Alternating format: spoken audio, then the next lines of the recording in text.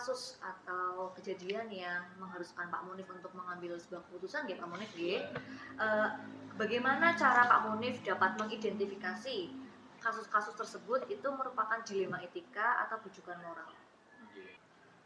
Nah tentu problematika kami yang ada di sekolah atas itu memang antara segi penganggaran, kemudian dari segi kegiatan, serta satu lagi adalah dari kegiatan-kegiatan yang memang harus kita ikuti secara normatifnya, kadang memang tidak berimbang.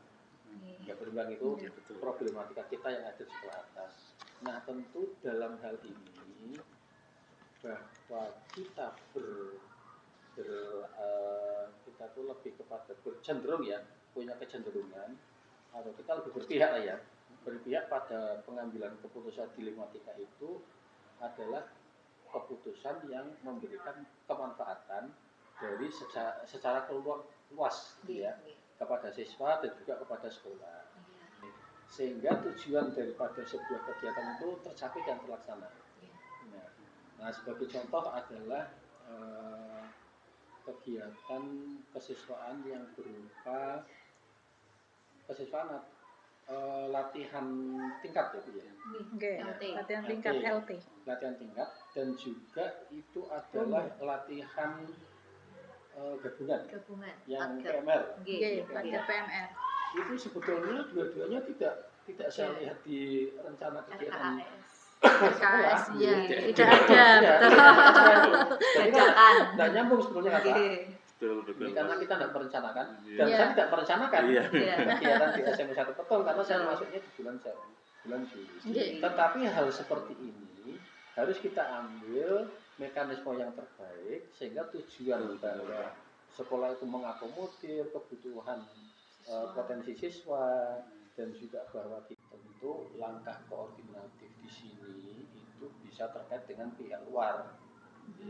Kalau itu kan ke dalam ya. Pihak luar. Nanti masih ke dalam itu ada bapak guru, ada kesiswaan, ada pembina ekstra, ada rekan guru juga dan juga ada siswa nanti ya. Nah kita koordinatif sifatnya itu juga yang berasal dari luar sekolah. Dari luar sekolah itu bisa dari keorganisasian pemangku organisasi yang terkait. Kalau itu pramuka ya berarti Waran. Kemudian kalau dari PMR ya itu berarti PMI. Tenaga ahli itu dalam kaitannya dengan pembimbingan atau pelatihan siswanya. Situasional sebetulnya kepala sekolah bisa mengambil keputusan dalam waktu yang dibutuhkan. Tetapi proseduralnya itu tetap kepala sekolah itu harus mendengar gitu kan, dan meminta masukan pendapat dari stakeholder sekolah. Tapi dalam situasi yang sangat dibutuhkan, maka kepala sekolah harus berani mengambil keputusan seketika. Nah itu dasarnya adalah sudah mempertimbangkan faktor-faktor kemungkinan. Faktor-faktor itu sudah menjadi pertimbangan itu. Tetap bisa jadi itu sebetulnya keputusan itu sudah ada dan mungkin bisa jadi kalaupun nanti melalui jalur koordinasi kira-kira kepala sudah bisa membayangkan nanti kita kira keputusan yang sifatnya kolegial bersama-sama itu seperti ini.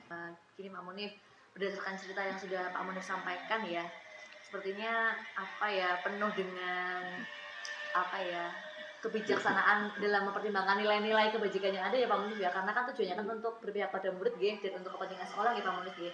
Nah dalam menjalaninya Pak Munif barangkali ada tantangan atau hambatan-hambatan yang seringkali Pak Munif hadapi, terutama di sini di Petung Priyono. Barangkali mungkin dari segi alam atau segi kondisi siswa atau mungkin guru-gurunya bagaimana seperti itu.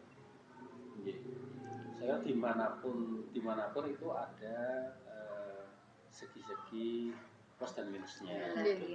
Itu dimanapun tempatnya juga. Tentu kita mengambil keputusannya itu berdasarkan apa yang ada, apa yang kita miliki, potensi yang kita miliki di sekolah kita itu kita maksimalkan.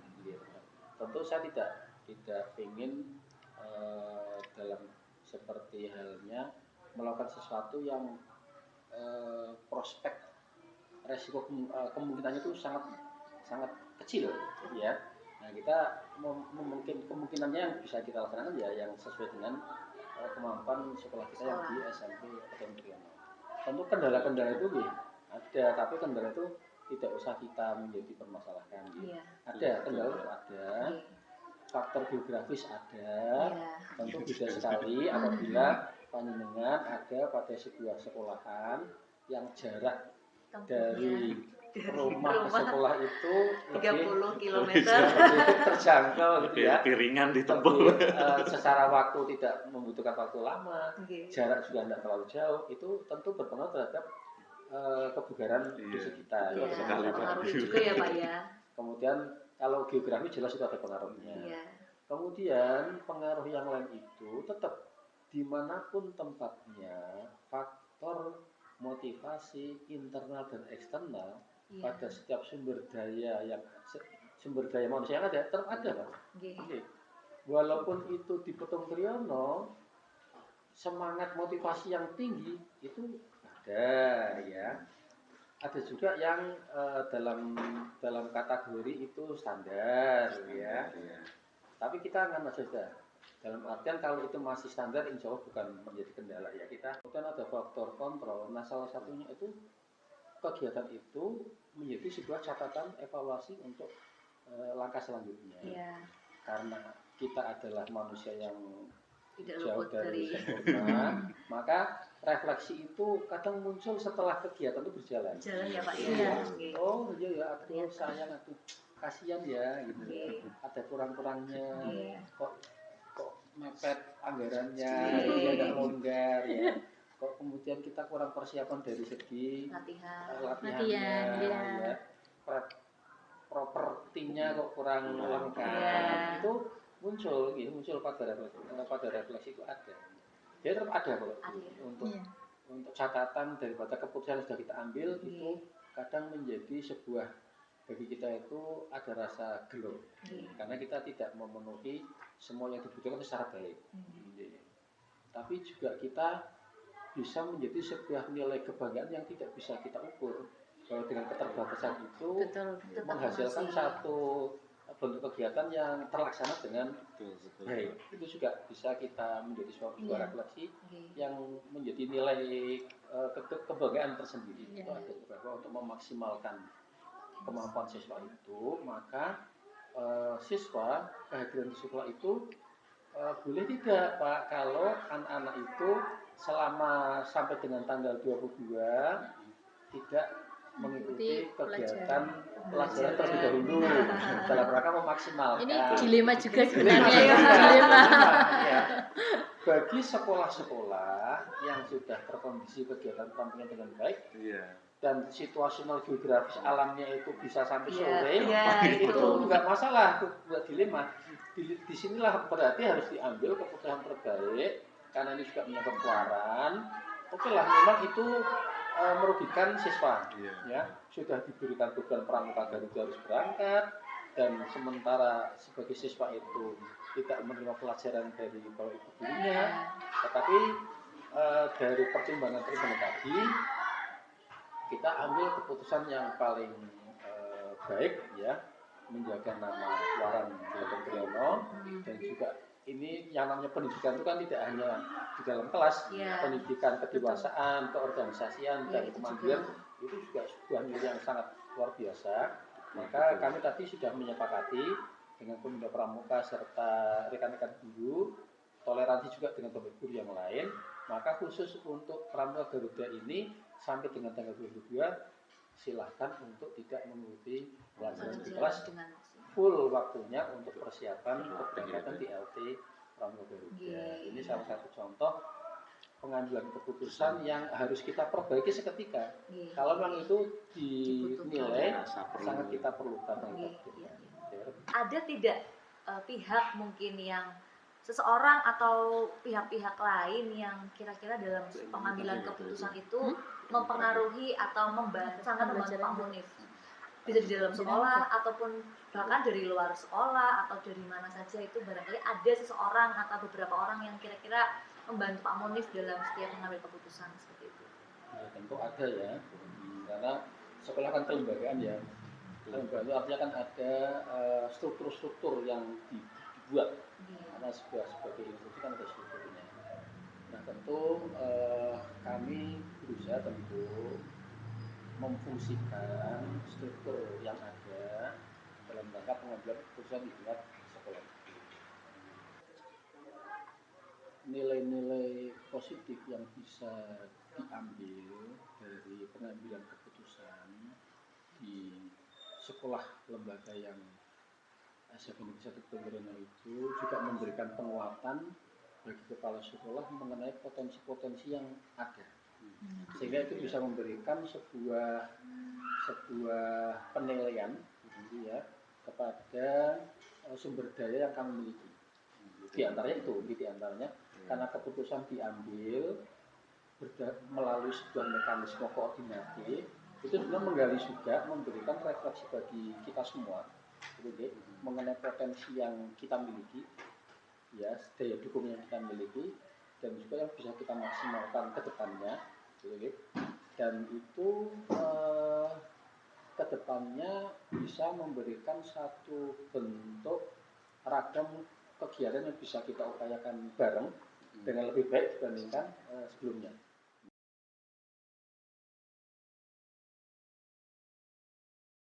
Jadi yang pertama yang akan saya tanyakan adalah, selama ini bagaimana Pak Afan dapat mengidentifikasi kasus-kasus yang merupakan dilema etika atau bujukan moral? Oke, jadi untuk itu saya harus identifikasi dulu, saya lihat dulu kasusnya seperti apa, kemudian kalau kasusnya itu benar salah, berarti itu masuknya adalah bujukan moral. Kemudian kalau itu kasusnya itu ternyata benar salah benar, berarti itu masuknya itu dilema etika. Ya. Seperti itu. Berarti harus melihat dulu ya Pak. Kita harus lihat dulu seperti apa. Gitu. Ya, jadi perlu diidentifikasi kasusnya, identifikasi termasuk benar atau benar atau salah. Kira-kira Bapak selama ini menjalankan keputusan di sekolah Pak Afan, terutama untuk kasus-kasus yang termasuk dilema etika. Oke, berarti untuk kasus di dilema etika ya, pertama ini kadang membuat kita bingung juga harus membuat kesimpulan apa, karena dilema etika itu kan benar sama benar. Nah, jadi pertama kita identifikasi masalahnya seperti apa, kemudian baru kita ambil kesimpulan itu berdasarkan, nanti kita lihat dulu aturannya seperti apa, atau kita bisa masuk ke belas kasihan, atau bisa nanti kita masuk di hasil akhir, lihat hasil akhirnya seperti itu. Mungkin contohnya itu kasus ya, ketika ada di satu hari yang sama itu pas anak lagi ada ujian, kemudian ada juga kegiatan lomba. Nah itu kan waktunya kebetulan sama. Nah ini kita harus tentukan anak ini semuanya benar, ada tes ulangannya itu benar, ada kegiatan lomba itu juga benar. Nah itu kita lihat dulu. Kalau kita lihat berdasarkan aturan, itu aturannya berarti anak harus ikut tes, harus ikut ujian seperti itu.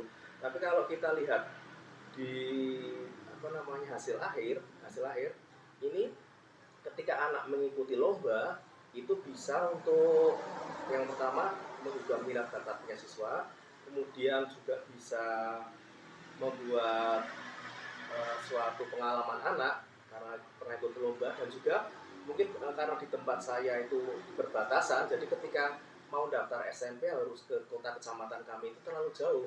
Kemudian berarti anak yang terdekat itu malah bisa nantinya ke SMP yang ada di kabupaten lain. Untuk itu kan sudah ada zonasi sekarang. Nah, ketika ada lomba, ada anak itu berhasil memenangkan lomba, ada sertifikat, itu bisa membantu untuk kelanjutan karir sekolahnya ya Pak ya.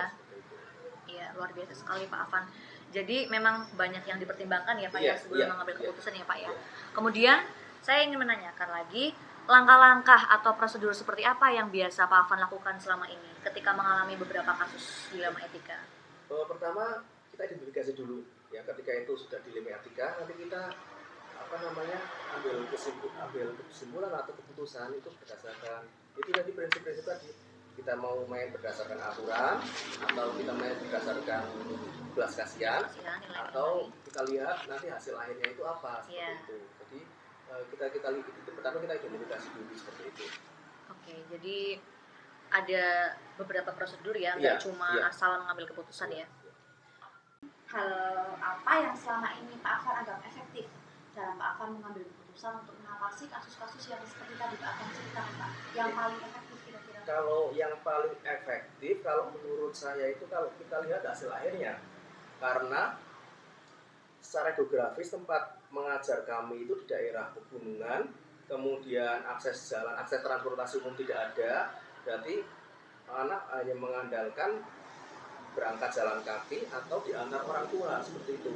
Nah, kenapa saya lebih mengedepankan ke hasil akhir? Contohnya, kalau kita harus berangkat, harus masuk kelas sesuai ketentuan atau sesuai aturan, itu banyak anak yang telat karena anak harus jalan kaki dulu. Kadang orang tuanya, dan kemudian orang tua juga di pendidikan itu kurang kurang mendukung. Jadi ketika anaknya mau berangkat silahkan, tidak berangkat ya kalau berarti berpihak pada murid ya Mbak Murid ya. Benar-benar berpihak pada murid. Benar-benar nilai-nilai kebajikannya dikedepankan. Ya, betul. dikedepankan. Karena tujuan kita di sekolah, tujuan kita pembelajaran kan semuanya untuk anak, untuk siswa kita. Iya, Sesuai filosofi Dewantoro. Nah, tadi Pak Afan sudah menjelaskan, sebetulnya itu juga sudah menjawab poin yang mau saya tanyakan, tapi barangkali ada lagi. Tadi kan saya mau bertanya tentang tantangan. Tantangan dalam Pak Afan mengambil keputusan pada kasus-kasus dilema etika. Mungkin ada yang lain lagi yang bisa diceritakan? Kalau tantangannya itu, kalau kita yang mungkin berbenturan dengan peraturan ya. Dengan peraturan itu tantangan yang selama ini saya hadapi seperti itu. Karena yang saya ceritakan tadi, kita berada di lingkungan yang geografisnya sulit dengan medan yang sulit, cuaca ekstrim.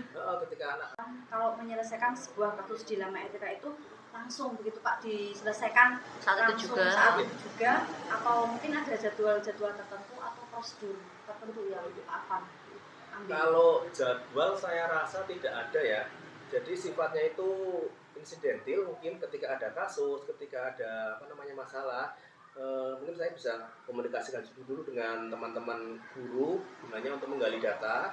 Setelah data ketemu, otomatis baru kita nanti putuskan mau bagaimana nanti seperti itu. Kadang-kadang permasalahan bisa timbul tiba-tiba. Tidak insidentil ya. Oke. Tentatif gitu ya. Ya, jadi sesuai dengan kebutuhan yang ada ya. Kemudian berikutnya adalah, adakah seseorang atau faktor-faktor lain yang selama ini mempermudah atau membantu Pak Afan dalam pengambilan keputusan dalam kasus-kasus dilema etika?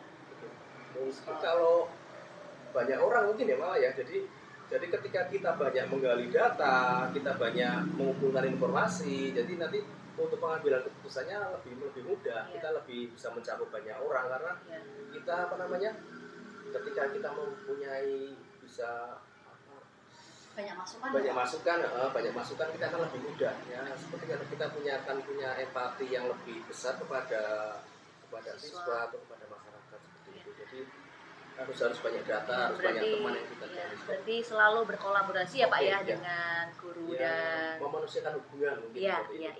Kira pembelajaran yang selama ini Pak Afan petik dari apa yang sudah Pak Afan lakukan selama ini? Iya, jadi kalau kita mau mengambil kesimpulan, mengambil dari tadi dilema etika itu ya, yang semuanya benar dan benar, itu tentunya itu kadang membuat kita bingung ya. Maka dari itu kita harus saling berkolaborasi dengan teman-teman untuk mengambil data, mengambil informasi sebanyak-banyaknya tentunya agar kita tidak salah dalam melangkah seperti itu. Jadi karena ketika kita salah melangkah, kita sama saja nanti bisa menyakiti orang seperti itu. Kita kan nggak mau disakiti, otomatis kita jangan menyakiti orang lain. Berarti menempatkan posisi kita jika ada di posisi orang lain ya. Berarti kesimpulannya yang pertama tadi komunikasi, kolaborasi dan harus berpihak pada anak berpihak pada murid.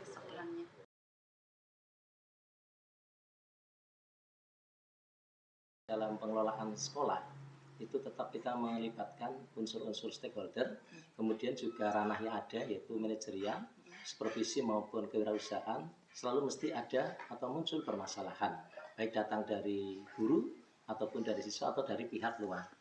Oleh karena itu kami mengambil sikap untuk mengidentifikasi masalah-masalah mana yang harus kita selesaikan terlebih dahulu.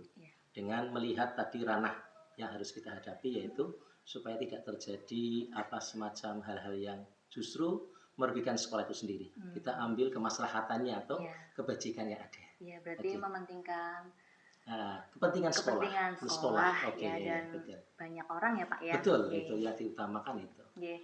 Jadi terkait dengan hal tadi tentang dilema etika yang pernah Pak Nur hadapi, itu selama ini bagaimana Pak Nur menjalankan pengambilan keputusan di sekolah, terutama untuk kasus-kasus di mana ada dua kepentingan yang saling berbenturan, kemudian yang sama-sama mengandung nilai kebajikan seperti itu. Barangkali bisa diceritakan Pak Nur pengalaman-pengalamannya mengenai kasus-kasus yang pernah Misalnya dalam hal untuk pengiriman peserta lomba, di mana hal ini sangat bermanfaat ya bagi anak karena melatih mereka untuk berkreasi ya dan juga menghadapi satu kompetisi di luar lingkungan sekolah. Nah, ini satu hal yang sangat positif karena itu menyangkut kepentingan anak dalam berkreasi, inovasi, mengembangkan bakat dan minatnya. Nah, sementara di lain pihak ini anak harus selalu intens untuk melakukan latihan, kemudian juga meninggalkan jam pelajaran pada saat tertentu, atau bahkan ada anak yang harus meninggalkan ulangan yang harus diselesaikan. Ini juga satu hal yang harus kita selesaikan dengan bijak sehingga semua bisa berjalan dengan baik. Yang kedua bermasalah dengan dana. Kadang-kadang sekolah kecil seperti SMP 3 Doro kan jelas tidak mungkin tidak itu selalu benturannya dengan itu. Padahal setiap kegiatan atau event keluar pasti membutuhkan dana. Iya Pak ya.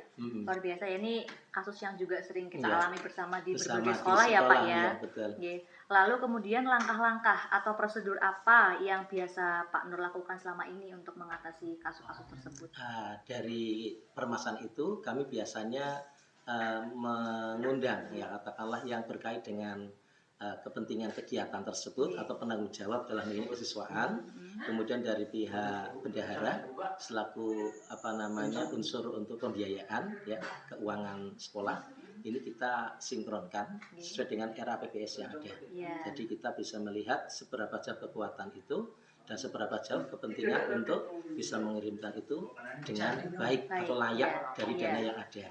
Ya, yang sudah kita sikapi adalah bagaimana ketika permasalahan itu kita bisa putuskan untuk berangkat, berarti ada hal-hal yang harus kita eliminir. Katakanlah mungkin anak meninggalkan pelajaran tapi tidak mengurangi hak dia untuk mendapatkan pelajaran. Contoh, biasanya anak saya minta untuk mencatat atau meminjam buku dari temannya, atau mungkin menanyakan langsung ke guru yang bersangkutan pada hari berikutnya atau hari ketika anak tidak ada kegiatan latihan untuk persiapan lomba, sehingga semua bisa kena. Kemudian masalah biaya, ini kami cenderung untuk bisa memberikan satu langkah-langkah penghematan dalam tanda petik, karena itu pembiayaan kan itu sifatnya ada yang terukur, ada yang tidak terukur, yang sudah terpatok dalam anggaran misalnya untuk biaya X pendaftaran, untuk biaya ini sudah pasti, tapi kita bisa menghemat dari sisi yang lain.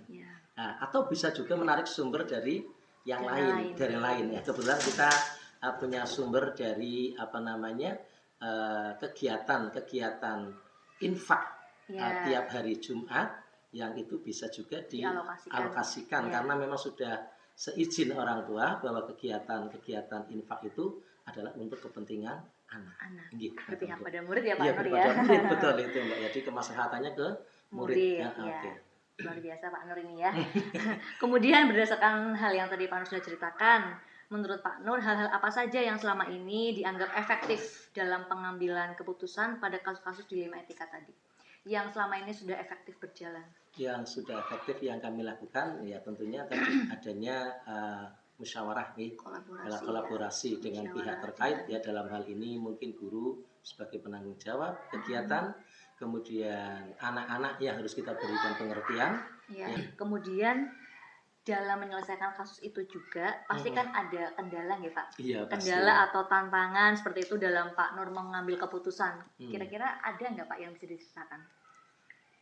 Berkait dengan tadi ya masalah pengiriman anak untuk lomba, sementara anak harus meninggalkan jam pelajaran itu tantangan yang ada memang ya satu sisi ketika kita memberati salah satu mesti ada pihak atau hal lain yang kurang ya. Taruhlah anak ini aktif dalam kegiatan itu sementara dia meninggalkan tugas untuk mengikuti pembelajaran sebagaimana teman yang lain, pasti dia akan kurang secara akademisnya. Tapi dalam hal ini kami memberikan semacam penjelasan kepada anak itu.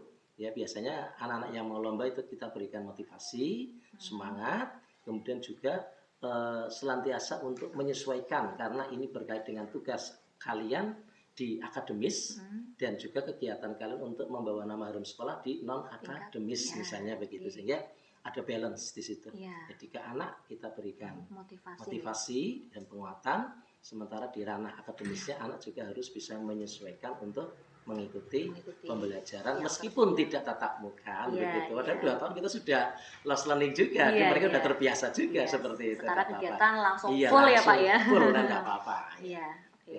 Nah terkait kendala-kendala tadi atau penyelesaian masalah yang sudah diselesaikan itu, dalam menyelesaikan masalah tersebut itu Pak Nur biasanya langsung saat itu juga atau ada jadwal-jadwal tertentu, ada pembagian jadwal yang harus dilakukan atau tidak untuk menyelesaikan satu kasus?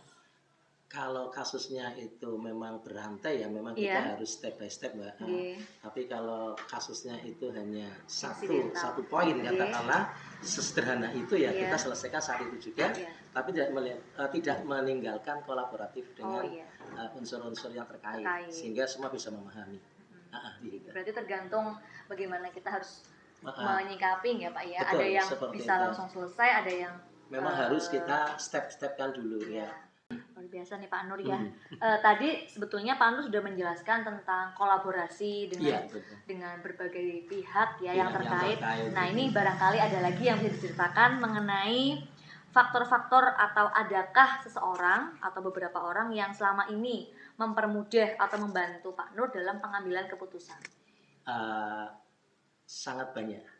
Kan saya biasanya kalau menghadapi satu permasalahan yang sifatnya dilema etika itu kan jelas itu kadang saya juga tidak langsung memahami, mengetahui, tapi saya dapat laporan. Sehingga hal-hal ini yang bisa kami lakukan adalah untuk memberikan masukan kepada yang bersangkutan, kemudian meminta masukan kepada teman-teman yang lain untuk bisa memberikan masukan. Karena ini kepentingan sekolah. Lagi kita bicara masalah kepentingan sekolah, tidak pribadi atau sekelompok orang, sehingga kita lebih cenderung untuk bermusyawarah melalui kolaboratif dalam pembinaan atau dalam rapat terkait dengan masalah itu.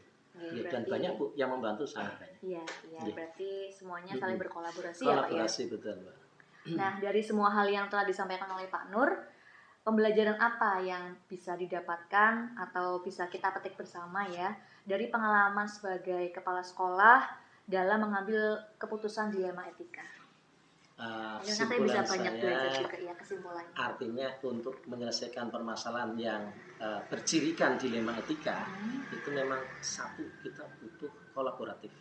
Jadi seorang kepala sekolah tidak ada apa-apanya kalau dia bekerja sendiri dalam menyelesaikan masalah, apalagi masalah itu berkait dengan bukan masalah benar salah, tapi masalah kebaikan atau benar dengan benar. Maka kita cari kebaikan atau maslahatnya. Nah, dalam hal ini kita satu perlu kolaboratif, jelas. Yang kedua, kita butuh juga untuk senantiasa mengambil langkah dengan teknik yang tepat.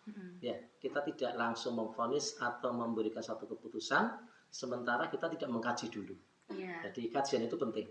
Jadi harus diuji dulu ya Pak. Dikaji dulu. Dikaji barangkali perlu diuji juga. Kemudian yang ketiga, ini langkah yang penting juga adalah berkait dengan yang bersangkutan ya. Katakanlah kalau masalah itu berangkat dari anak, maka kita juga tidak meninggalkan anak untuk kita bisa adakan juga yang salah perspektif ya. Karena anak itu sendiri kadang punya ego tinggi.